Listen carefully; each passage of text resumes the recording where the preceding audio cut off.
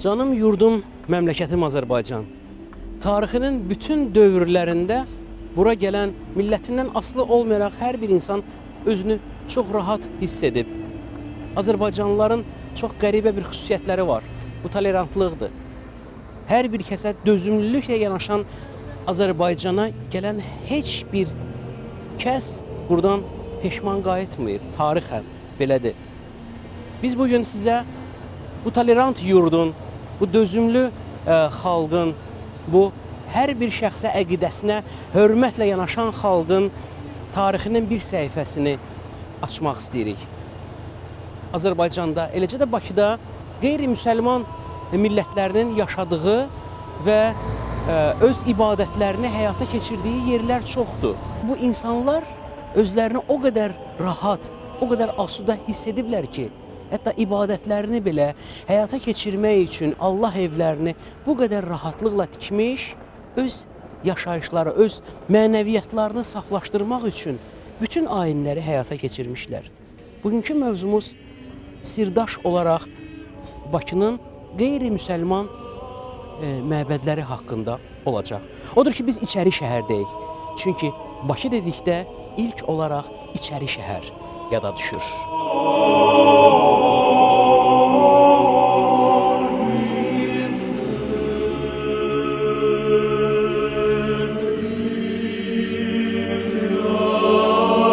1818-ci ildə Bakıda, içəri şəhərdə artıq kifayət qədər pravoslav əhali yaşayırdı. Və bu əhalinin ibadət etməsi üçün, ayinlərini həyata keçirməsi üçün heç bir yeri yox idi.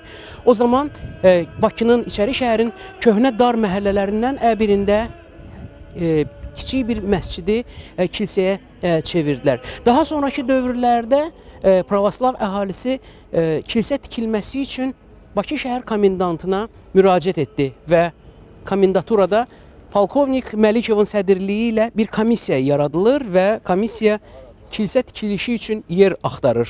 Şirvanşahlar sarayını sökərək yerində kilsə tikilməsi üçün qərar qəbul edilir. Lakin buna Qafqaz üzrə Çar Rusiyası qoşunlarının komandanı kəskin etirazını bildirir. 1831-ci ildə şəhərin pravoslav əhalisi, yəni içəri şəhərdə yaşayan pravoslav əhali yenidən komendanta, bu dəfə Afanasievə müraciət edir. Müraciət Tiflisə yollanır və uzun baxılmadan sonra 1851-ci ildə yeni binanın tikintisi üçün qərar qəbul edilir. Qərara əsasən Şirvanşahlar Sarayının aşağılarında yerləşən iki məsciddən birinin kilsəyə çevrilməsi haqqında söhbətlər gəzir. Lakin memarlar buna da öz etirazlarını bildirirlər. Nəhayət, 1850-ci illərin əvvəllərində içəri şəhərdə kilsə tikilməsi üçün həm yer ayrılır, həm də tikinti işlərinə başlanılır. Şamaxı qapılarından içəri keçən kimi Qaupvaxtda ilə üzbəüzdə binanın tikintisinə başlanılır. Bu binanın tikintisini Trabzonlu Yunan ustalar həyata keçirirdilər. Budur həmin bina. 1857-ci ilin oktyabrında bina tamamilə hazır olur və 1858-ci ilin 4 mayında kilsə çırağban edilir. Kilsənin kifayət qədər böyük bir binası var idi. 3 hissədən ibarət zəng yerində 5 zəng var idi. Sovet dövründə bu kilsəni əskərlər tamamilə dağıtmasalar da onun binasına ciddi ziyan dəyir və uzun müddət bu binada Bakı Elektrik Şəbəkə İdarəsinin ofisi yerləşir. Amma bina hal-hazırda da mövcuddur və Müqəddəs Nikolayın adını daşıyır. İçəri şəhərdə tikilmiş və Bakıda tikilmiş ilk böyük kilsə məhz buradır.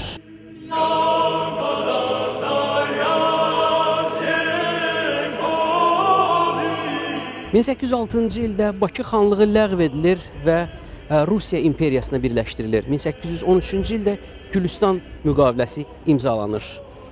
1818-ci ildə Qız Qalasının yanında bir yerdə köhnə bir məscidin üzərində ilk kilsə qurulur.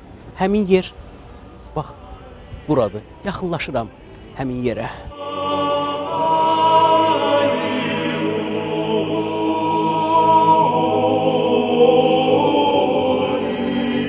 Qız Qalası ilə Sırat Alı Dini Memarlıq abidəsinin arasında dayandığımız bax bu yerdə ehtimal ki, Zərdüştlük dövrünə aid olan bir məbədin üzərində kiçik bir məscid var idi. Maraqlıdır ki, İçəri şəhərdəki ən qədim məscid 9-cu əsrdə tikilmiş məscidin düz yanında olan bu məscidin yerində kilsə tikdilər və adına Müqəddəs Nikolay kilsəsi və yaxud da ilkin kilsə deməyə başladılar. Ərazisi çox balaca olan bu kilsə daha sonraki dövrlərdə yeni bir kilsə ilə əvəz olunmalı idi və 1857-ci ildə artıq bayaq sizə göstərdiyimiz böyük Müqəddəs Nikolay kilsəsinin təməli qoyulacaqdı, tikintisi hazır olacaqdı və bu yeri isə hörmət, ehtiram əlaməti olaraq Müqəddəs Varfolomey kilsəsi deyə adlandırılmağa başladılar. Xaç şəklində olan bax bu yerin İsa Məsihin 12 həvarilərindən biri olan Varfolomeyin şəninə Müqəddəs Varfolomey kilsəsi bax burada yenidən tikilir. O 1936-cı ilə qədər fəaliyyət göstərir və 1936-cı ildə sökülür. Cəsarətlə söyləmək olar ki, Bakıda, İçəri şəhərdə təməli qoyulmuş İlk kilsənin qalıqları bax bizi əhatə edir. 1936-cı ildə sökülsə də nə yaxşı ki, özülü hələ də saxlanmaqdadır və Müqəddəs Varfolomey kilsəsi haqqında danışarkən hökmən bu yeri qeyd etmək lazımdır.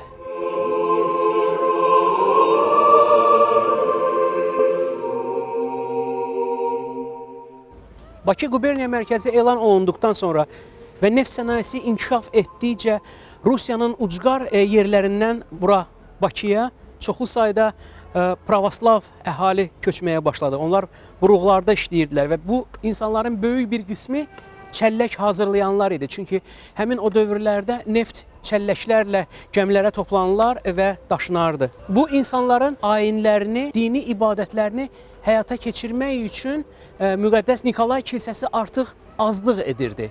Və məhz bunun üçün 1870-ci ildə şəhər upravası tərəfindən yeni kilsənin, hədsiz dərəcədə böyük kilsənin tikilməsi üçün qərar qəbul edilir. Və onun üçün yer də ayrılır. Bax bura, Zərgər Palan keçmiş Spassky küçəsindən bir qədər yuxarı olan hissə nəzərdə tutulur. Amma şəhərin müsəlman əhalisi buna etiraz edir. Nəhayət uzun çək-çevirdən sonra şəhərin müsəlman icması ilə razılığa gəlinir və bu yerdə böyük bir ərazini əhatə edən yerdə Qafqazdakı o zamanlar ən böyük kilsənin tikintisi üçün icazə alınır. 1888-ci ildə Rusiya imperatoru 3-cü Aleksandr öz həyat yoldaşı İmperatriça Mariya Fyodorovna və oğlu 2-ci Nikolay ilə bərabər Bakıya təşrif buyururlar. Əsas məqsəd Aleksandr Nevski və ya Bakı əhalisi arasında Qızılı kilsə adlandırılan yerin təməlinin qoyulması idi.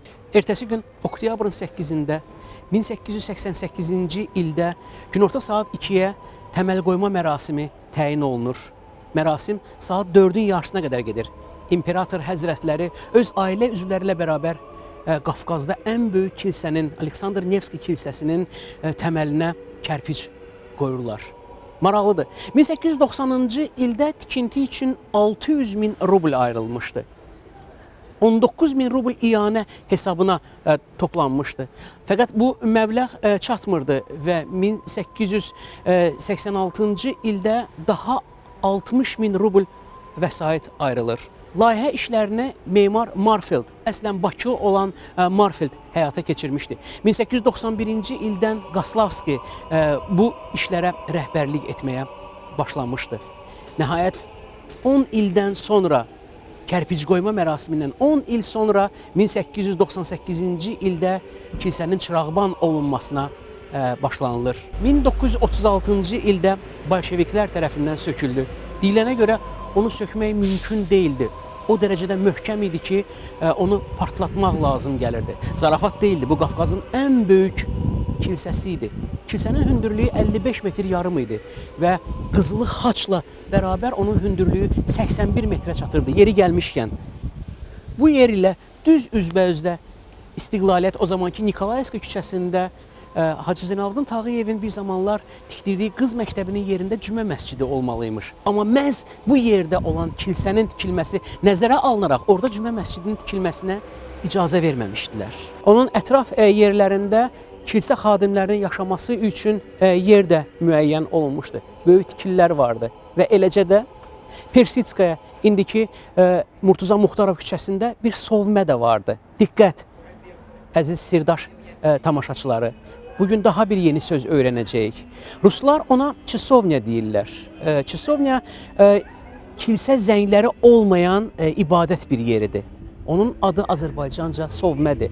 Bunun ekvivalenti də var bizim dilimizdə. Bilirsiniz ki, azan verilən yerlər məscid, fəqət azan verilməsi üçün minarəsi olmayan kiçik ibadət yerlərinə isə təkyə deyərlər. Bax, həmin o sovmə, yəni çisovnya bizim təkyələrin eynidir. Burada yuxarıdakı küçədə bir sovmə də vardı, Pyotr sovməsi deyərdilər.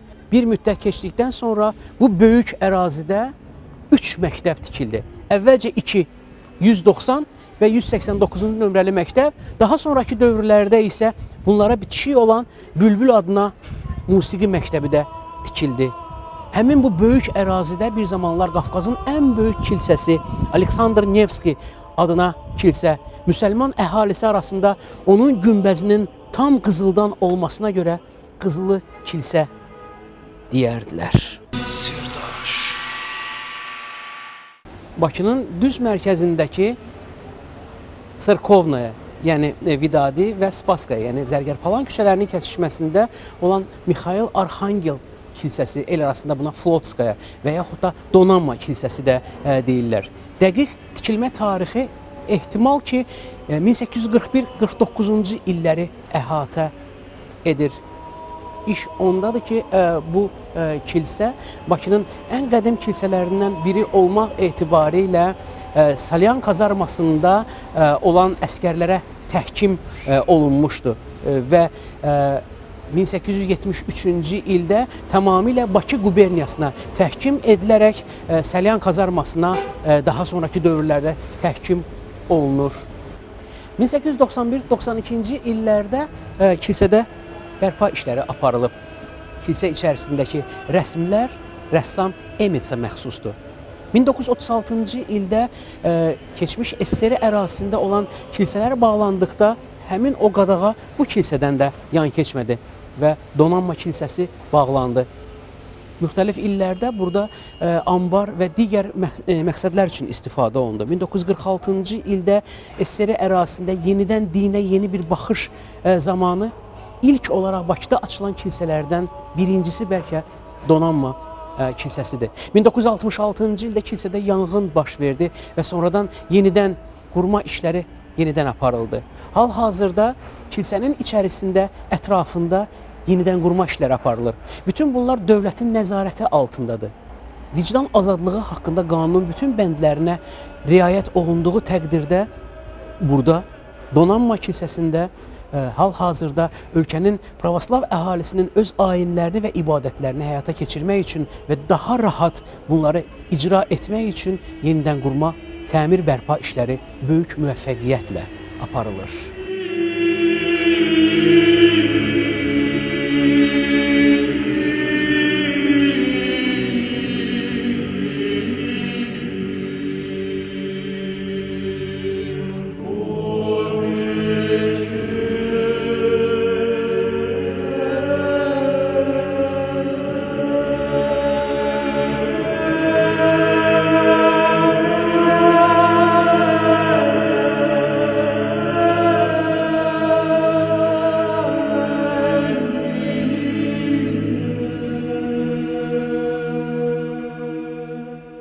Bayılburnunda Dövlət Bayrağı meydanının düz qarşısındayıq. Bir zamanlar köhnə Bakılılar bu yerə KKF deyərdilər. Krasnozamyonny Kaspiyski Flotiliya. Bu yerdə Çar Rusiyası zamanında da Xəzər dəniz donanması yerləşərdi və donanma işçiləri üçün 1871-ci ildə burada kilsə tikdilər. Həmin kilsənin yeri bax buradakı məktəbin yerində idi. 1930-cu ildə kilsə binası söküldü və 1933-cü ildə kilsənin yerində 49 saylı məktəb tikildi. Həmin o məktəbdir ki, bizim Cəbiş müəllim bədii filminin məktəb epizodları həmin məktəbdə çəkilib və hətta yadınıza gəlirsə, bizim Cəbiş müəllim bədii filmində metallon toplanan zaman Cəbiş müəllim söyləyir, 49 nömrəli məktəbin şagirdləri adından cəbhəyə hədiyyə. Heç bilirsiniz 100 min patron nə deməkdir? Əslində qalsa biz metalsız da fəxr eləyə bilərik. Biz Bakılılar bilirik ki, nefsiz müharibədə heç bir şey eləmək mümkün deyil. Tank, təyyarə, hamısı neft tələb eləyir. Bunu da biz veririk, bütün Bakı verir. Bakı cəbhəyə nə vermir ki? Yığın balalar, yığın. Əgər bir tanlıq metal yığa bilsəydik, hamı bizə deyərdi barakallah. Xahiş eləyərdik həmin tankın üstündə bu sözləri yazsınlar. 49-cu məktəbin kollektivindən cəbhəyə hədiyyə. Təsəvvür eləyirsiniz? Biz hal-hazırda Qara şəhərdəyik. Daha doğrusu, artıq Qara şəhər tarixə qovuşmaqdadır. Hər halda keçmiş adı Qara şəhər olan yerdə arxada Xətai metrosu və mənim dayandığım yerdən sağ tərəfdə olan bu binaya diqqət yetirin. Nobellərə məxsus olan bu binada mədənlərdə işləyən fəhlələr və texniki işçilər bir zamanlar bu binada qalırdılar. Ümumiyyətlə, Qara şəhərdə belə yerlər çoxdur, belə tarixi məkanlar çoxdur. Və bu tarixi məkanlardan birində, bax, həmin bu bina ilə düz üzbəüzdə, sol tərəfdə 1902-ci ildə kilsə tikildi. Mədənlərdə çalışan pravoslav əhalinin ibadətini, ayinlərini həyata keçirmək üçün bir kilsə tikildi. Kilsə 1906-cı ildə çırağban edildi. O kilsənin yeri bax buradaydı. 1929-cu ildə başqa kilsələrdən daha tez həmin kilsə bağlandı və çox tez bir zamanda söküldü. Sonraki dövrlərdə onun yerində Mədəniyyət Sarayı tikilmişdi. 26 Bakı komissarlarından birinin adını daşıyan həmin Mədəniyyət Sarayı da artıq tarixə qovuşub. İndi burada özəl müəssisələrdən biri yerləşir. Amma xatırladaq ki, həmin bu yerdə, bax bu həyətin içərisində bir zamanlar Qara şəhər kilsəsi, Çirnoqorovskoy Serkov deyə fəaliyyət göstərərmiş. Sirdaş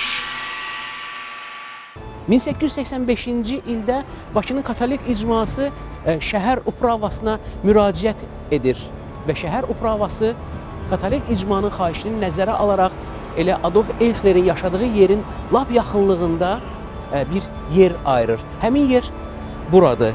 Qapıdan, darvazadan içəri daxil olaraq Kirxa haqqında məlumatlarımızı davam etdirək.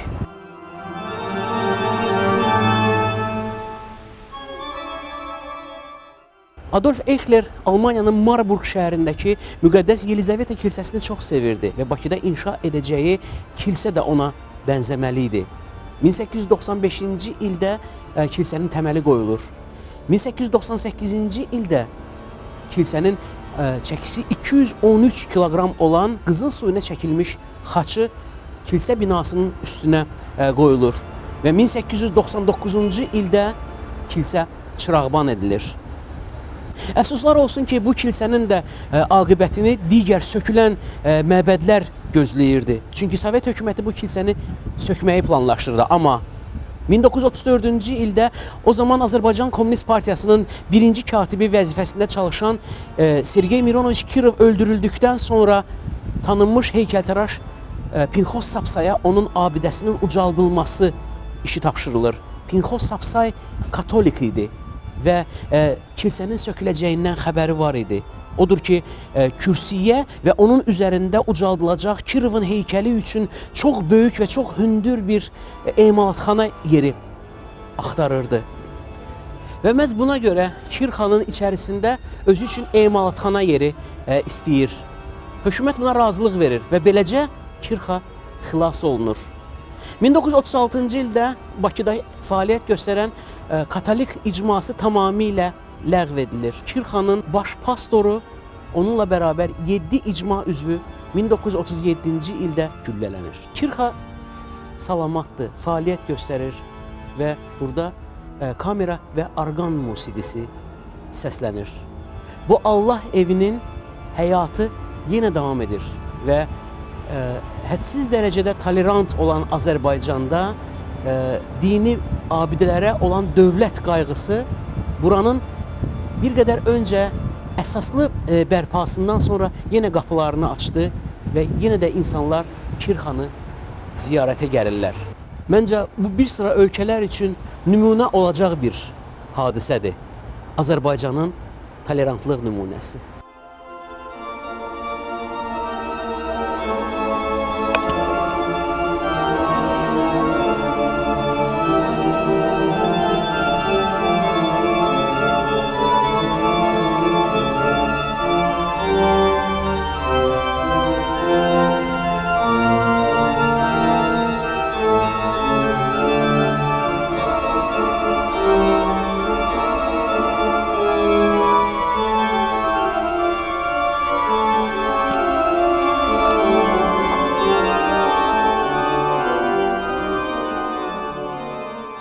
Tarixə diqqət yetirsək, 1896-cı ilin tarixdə Bakıda tikiləcək pravoslav kilsələri ilə bir çox bağlılığı var və eləcə də. 1896-cı ildə Sabunçu vağzalının yerində kilsə var idi.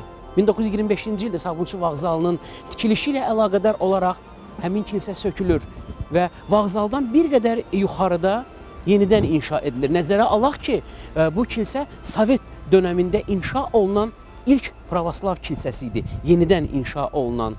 Şamil Əzizbəyov küçəsi 205 ünvanda yerləşən həmin kilsə ilə sizi tanış etmək istəyirik.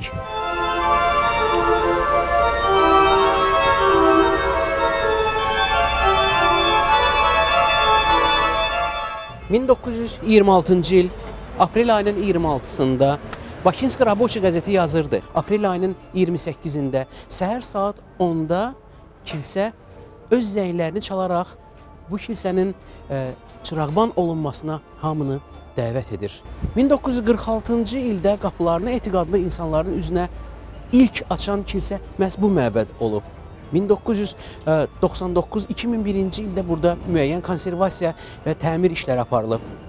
Əsaslı rekonstruksiya Heydər Əliyev Fondu tərəfindən 2007-ci ildə aparılıb və etiqadlı insanlar yenə də bura böyük həvəslə təşrif buyururlar və Allaha ibadətlərini edirlər.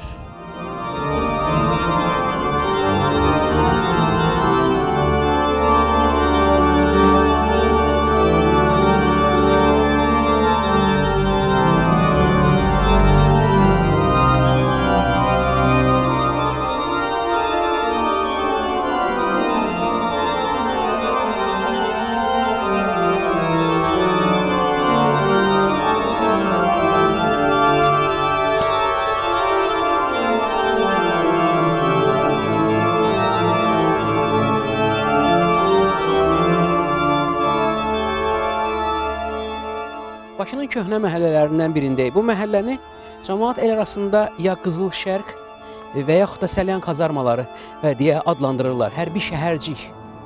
Bu yerin digər adı belədir. O zamanlar Səlyan kazarmaları Alekseyev kazarmaları deyə adlanardı. Sonraki dövrlərdə bu kazarmaların adlarını dəyişdilər və yer Səlyan kazarmaları deyə adlanmağa başladı. 1891-ci ildə səyyar kilsə bu yerdə var idi və həmin səyyar kilsənin yerinə daha sonraki dövrlərdə 20-ci əsrin əvvəllərində yeni və çox təmtəraqlı bir kilsə tikilməsinə qərar verildi. Biz indi sizi həmin o kilsə ilə tanış edəcəyik.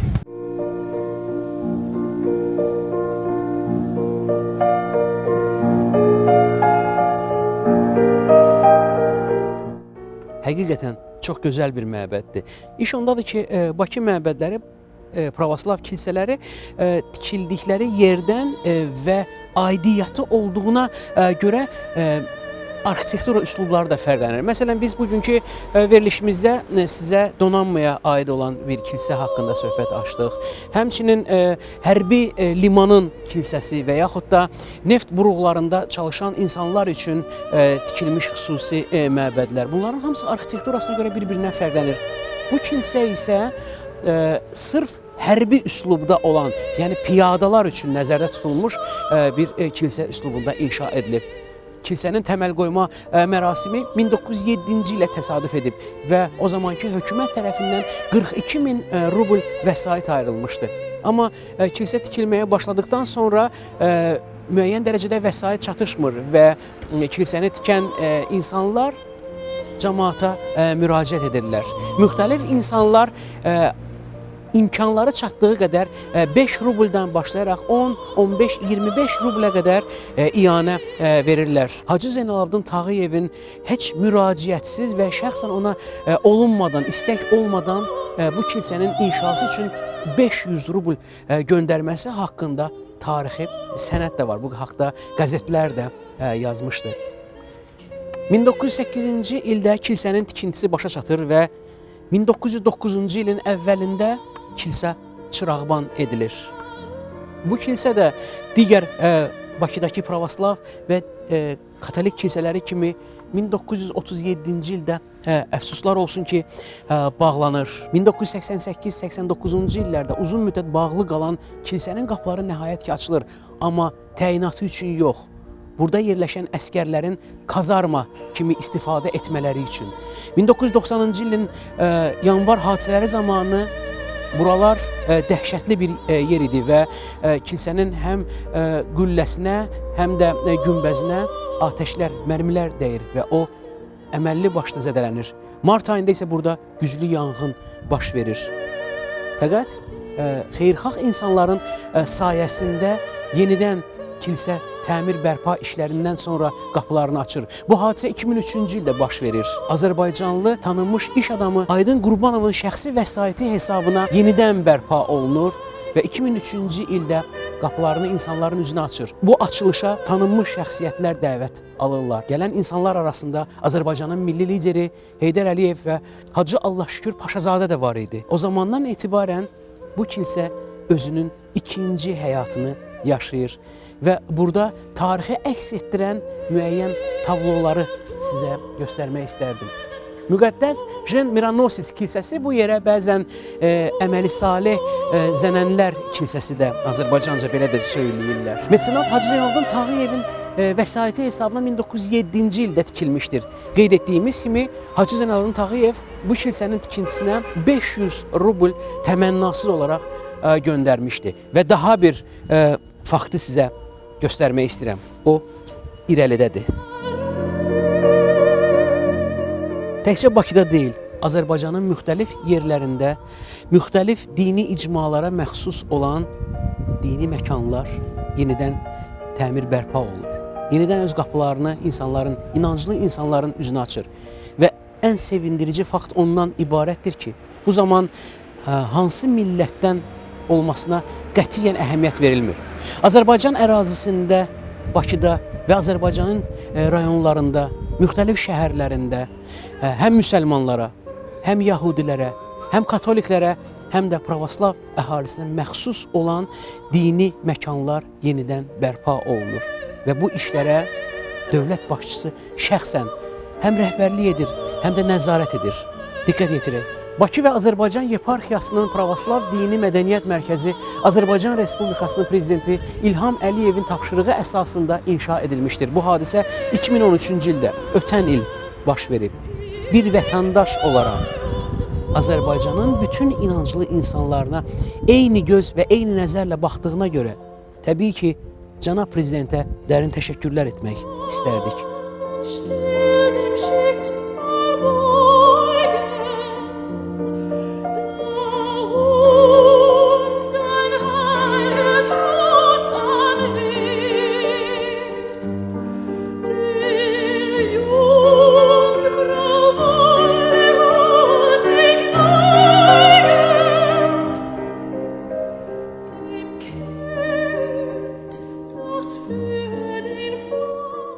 Daha bir kilsənin yerini sizə göstərmək istərdik. Fotoxronikalarda siz bu yerdə olan kilsənin şəklini görmüşsünüz, amma məlumata keçməzdən öncə bir informasiya ilə sizinlə bölüşmək istərdim. İş ondadır ki, katolik kilsələri də iki cür olur.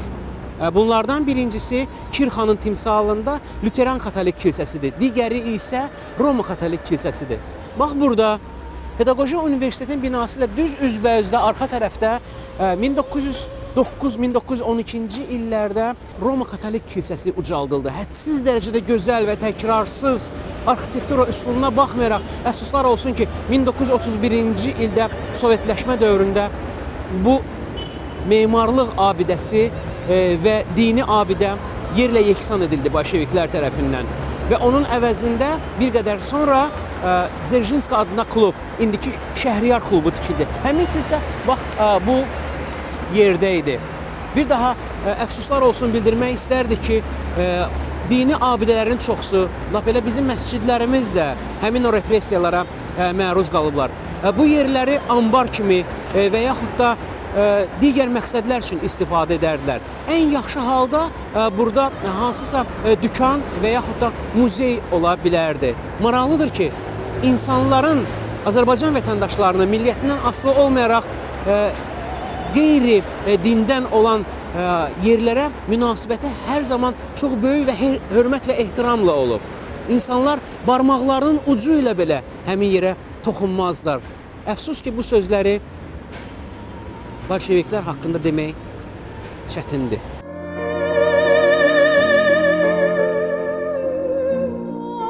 Bu yerdə xatırlatmaq istərdim ki, bizim ilk buraxılışlarımız içəri şəhərin məscidlərinə həsr olunmuşdu.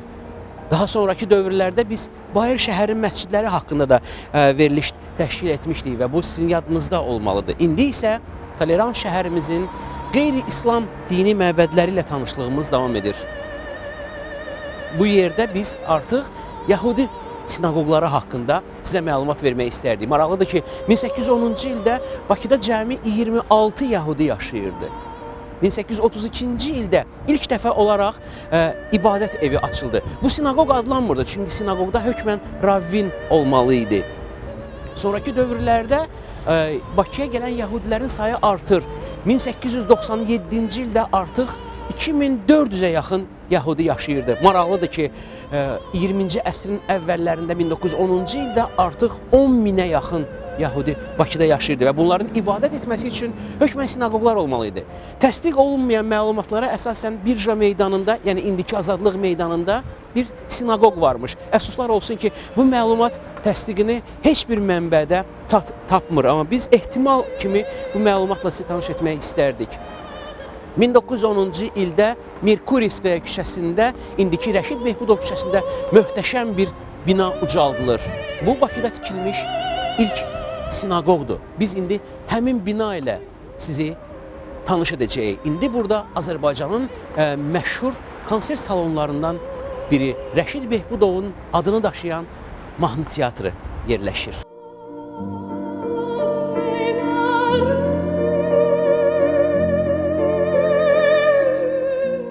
1910-cu ildə bu bina inşa edilir. Qapılarını gələn insanların üzünə ibadətə açır. Qeyd etmək lazımdır ki, bura təkcə sinagog kimi fəaliyyət göstərmirdi və onun yanında Yahudi uşaqları üçün xüsusi təşkil olunmuş məktəb, uşaq bağçası və digər yerlər, kitabxana, böyük bir mərkəz idi. Bu binada yerləşərdi hamısı, onun ətrafında yerləşirdi daha çox.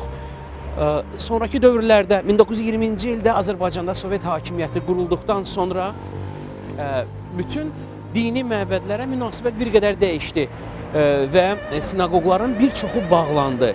1929-cu ildə Rusiya, yəni RSFSR-nin konstitusiyasına xüsusi olaraq maddə əlavə olunduqdan sonra sinagoglar demək olar ki, tamamilə bütün Sovet ərazisində, o cümlədən Bakıdakı bütün sinagoglar da demək olar ki, bağlandı. Bu bina isə 1934-cü ildə Yahudi teatrına təhkim edildi. 1936-cı ildə bu bina artıq başqa bir təşkilatın idi. Yahudi İşçi Teatrının bir neçə il fəaliyyət göstərdikdən sonra bu işçi teatrda bağlanmaq məcburiyyətində qaldı. Nəhayət 1976-cı ildə keçmiş sinagogun binasını Rəşid Behbudova təhkim etdilər. Mahnı teatrının binası öz tarixini bax həmin o yerdən götürdü. Bina təmir olundu və hal-hazırda burada Rəşid Behbudovun mahnı teatrı yerləşir. Əgər siz nə zamansa hansısa konsert proqramına gəlsəniz, binanın daxili quruluşuna diqqət yetirin. O demək olar ki, həmin o sinaqoqa məxsus olan elementləri tam özündə ehtiva edir. Sirdaş.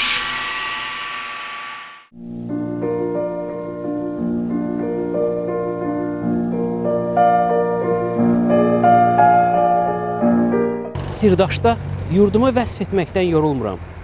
Azərbaycan həqiqətən möcüzəli bir ölkədir və bu ölkənin ən böyük möcüzəsi onun insanlarıdır. Bu ölkəyə təşrif buyuran hər bir kəs burada özünü çox rahat hiss edib və rahat hiss etməkdədir. Və bunun əyanı sübutu kimi 2005-ci ildə inşa olunmuş katolik kilsədir. İnsanlar yenə də hansı dinə etiqad etmələrindən asılı olmayaraq gəlirlər və Allaha öz ibadətlərini edirlər. 2005-ci ildə Bakıda yeni katolik kilsə tikildi. Biz indi həmin kilsənin qarşısındayıq. Buraya yenə də insanlar gəlir, Allaha ibadətlərini edirlər. Allahdan istədiklərini sorurlar, gözləyirlər, ümid edirlər. Çünki ümid yalnız Allahadır.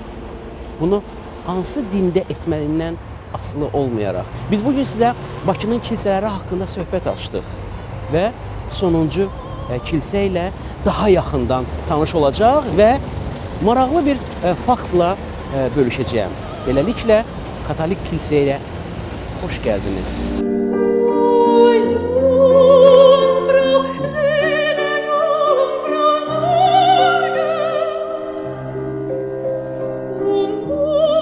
Yeni kilsə tikilərkən ən vacib amillərdən biri kilsənin təməl daşının qoyulmasıdır. Təməl daşında həmçinin memarın və tikintini həyata keçirən şirkətlərin rəhbərlərinin adları da qeyd olunub.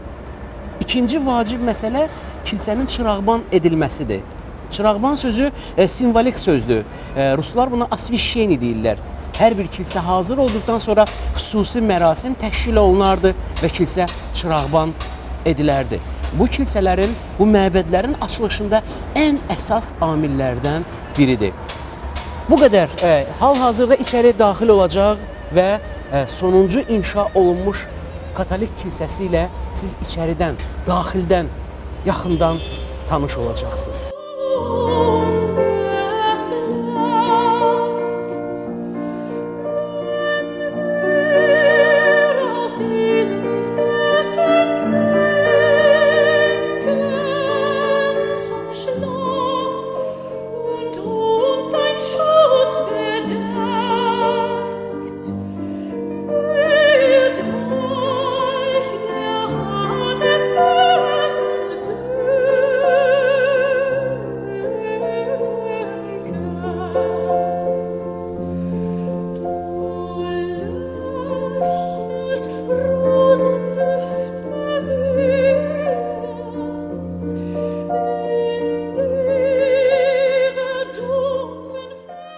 Sizi Bakının kilsələri ilə tanış etdik. Atalarımız və onların ataları, babalarımız və onların babaları, ulu babalarımız və ulu babalarımızın ulu babaları ondan sonra gələn nəslə hər bir kəsə hörmətlə yanaşmağı vəsiyyət ediblər. Hər bir kəsin şəxsiyyətinə və hansı dinə mənsub olmasından asılı olmayaraq hörmət və ehtiramını saxlamağı tövsiyə ediblər. Biz də bütün bunları yada salır və öz evladlarımıza bunu təlqin edirik və etməliyik də.